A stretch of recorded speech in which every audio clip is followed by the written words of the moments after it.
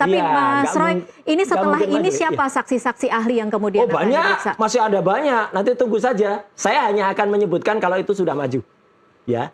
Karena nanti ada upaya intimidasi. Ada saksi kami yang tadinya mau maju, diintimidasi, dia cerita. Keluarganya diteror gini-gini. Dia kan jahat banget kayak gitu. Di terornya seperti apa, Mas? Ada lah, pokoknya suamimu jangan sampai bersaksi. Terus dia lari sampai ke Bandung. Waduh, ini anu banget lah.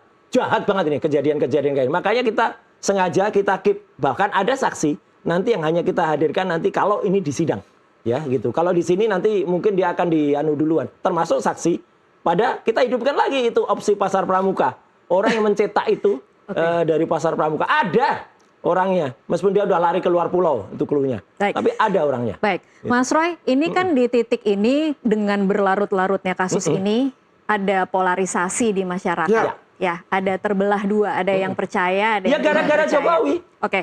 Nah, jelas. Sebagian kemudian melihat Anda sebagai pejuang kebenaran, tapi sebagian lagi melihat Anda sebagai pencari sensasi. Enggak. Anda sendiri pencari sensasi itu orang yang pencari sensasi itu orang yang punya ijazah, yang tidak waras, kata tadi Mbak Tasya kan, kalau saya punya ijazah, saya tunjukin aja. Lah itu waras. Oke, pertanyaan saya Mas Roy, Anda ingin dilihat sebagai apa sebenarnya dalam perjuangan ini? Tidak perlu saya harus mengharuskan orang melihat. Saya mengatakan kalau A katakan A, B katakan B. Kalau jujur katakan jujur bahwa ini palsu dan ini bukan asli, tapi kalau memang ini asli, ya buktikan kalau itu asli dengan nanti dibuktikan di pengadilan. Ada semuanya. Dibuktikan di pengadilan kok.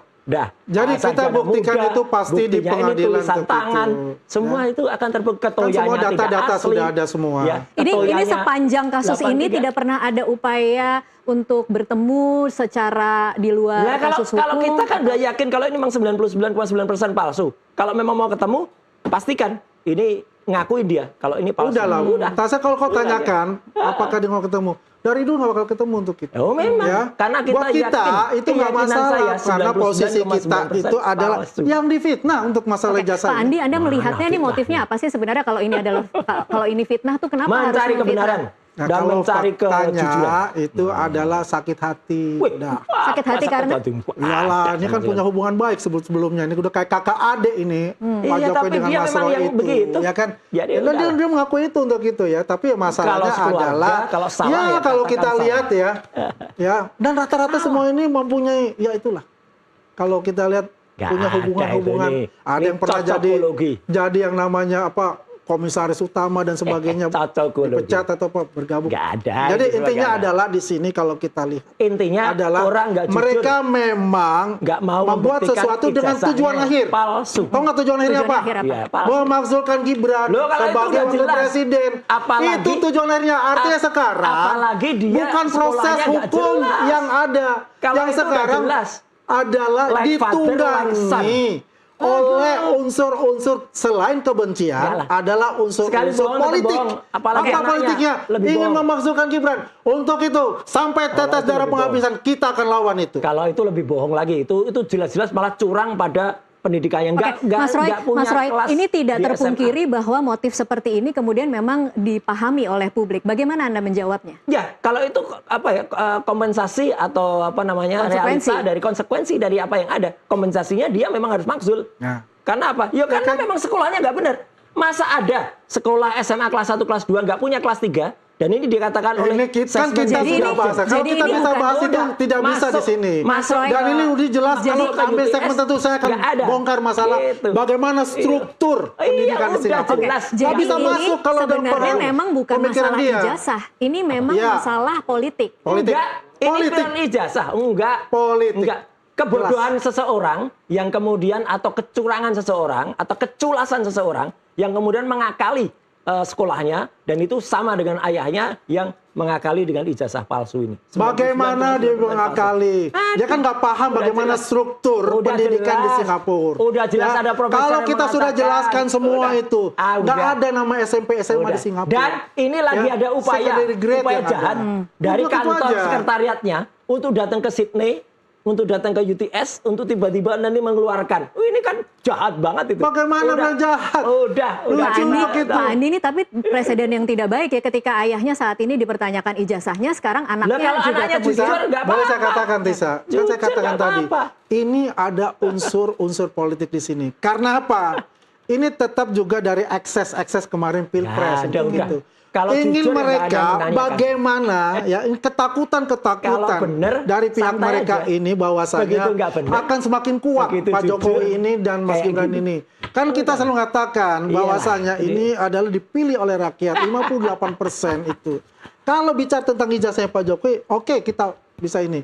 Tapi kan akhirnya kesininya kita lihat, motif politik rupanya. Mereka ingin mengganti Mas Gibran, ingin memasukkan Mas Gibran dengan semacam cara, segala cara untuk bisa, artinya dari yang namanya pendidikannya di apapun semua ingin itu. Yang jelas semua ada.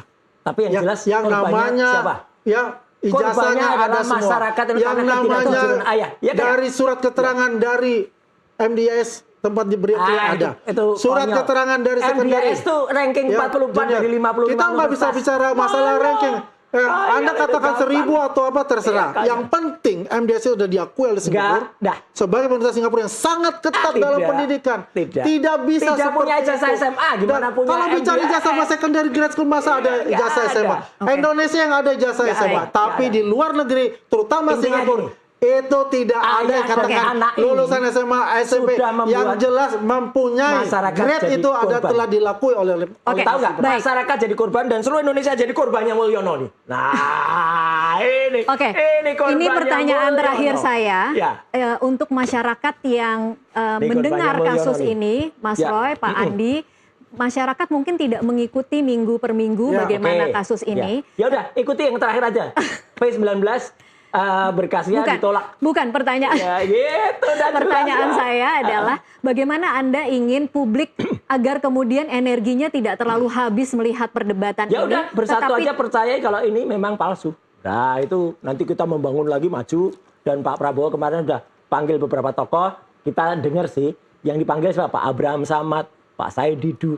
Itu kita dengar masukan-masukannya apa? Kita tahu semua sebenarnya. Ya, jadi kalau kita bicara apa yang diomongkan oleh mereka, memang polarisasi itu terjadi. Dan saya paham bahwasanya dan menyedihkan loh Pak Andi polarisasi ini seolah-olah seperti ada pemilu masih ada. Apakah dari kita itu ada memprovokasi masyarakat?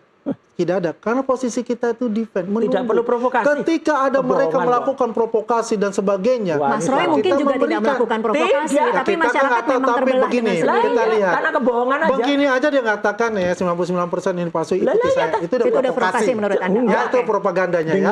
Jadi kalau kita lihat adalah serahkan kepada pengadilan untuk membuktikan di mata publik itu dan masyarakat atensi besar itu akhirnya akan lihat ini loh, ini asli ataukah ini palsu. Yang dengan keyakinan saya ijazah beliau adalah asli, yang dituduh palsu oleh mereka.